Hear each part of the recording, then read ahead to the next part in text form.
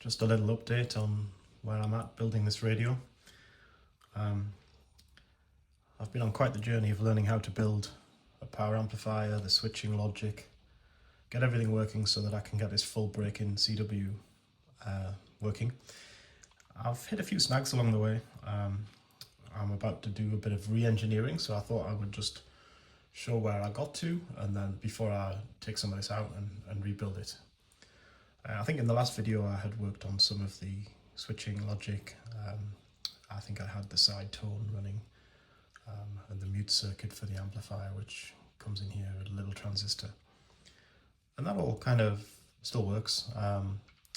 I also built a power amplifier. I only managed to get about 800 milliwatts out of it. I think there are better designs than this one. It's also a little bit twitchy to configure and get the max power out of. There's a little variable cap here, but it's very sensitive. But the main issue I've had really is that, see in the oscillator here, I've been adding all sorts of circuitry. I can't seem to get the VFO to be stable when the transmitter is keyed.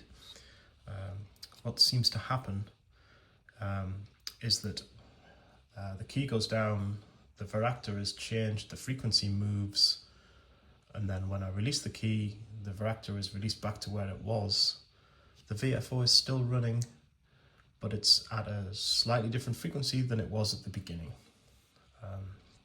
I figured that the transmit process was overloading the PTO in some way, so I added some buffers.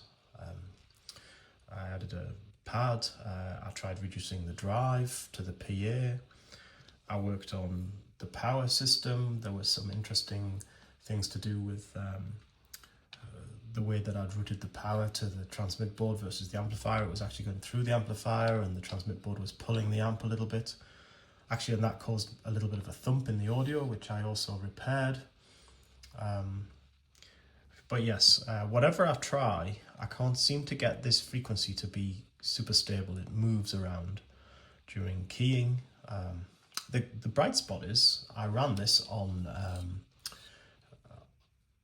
little Morse keyer that I built. Let me just grab that.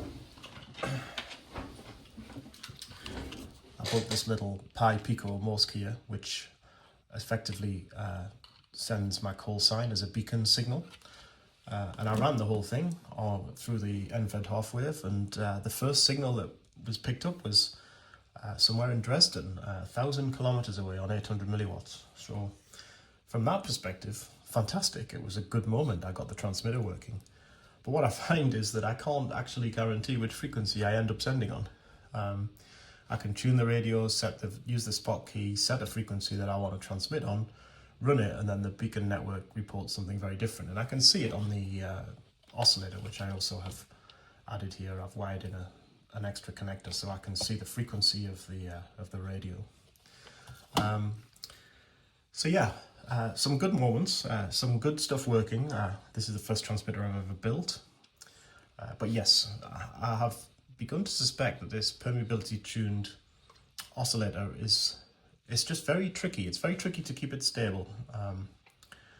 And I am running out of ideas, at least at my current skill level.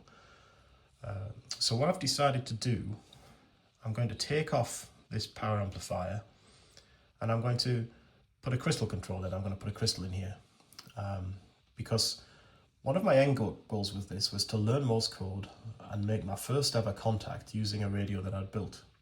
And I still, you know, I'm stuck with that goal. That's what I want to do. But at the moment, with this radio as is, I don't think even a skilled operator could use this very easily.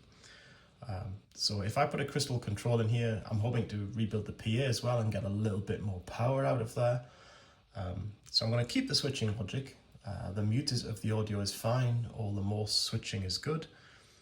But I'm going to remove the pulling of the oscillator, keep the receive oscillator steady, which is fine if it's just running receive. It doesn't move much at all. I'll keep the rate control because this is a great fine tune. But I'm going to take out the pulling of the oscillator. I also, since the last video, added, I think I already had the 3 kilohertz low pass audio filter, which removes a lot of the high frequency hiss. But I also added this 1 kilohertz passive CW filter, which works really well. And I'll post a separate video of that. I did do a little short, which I guess I could just make public on the site.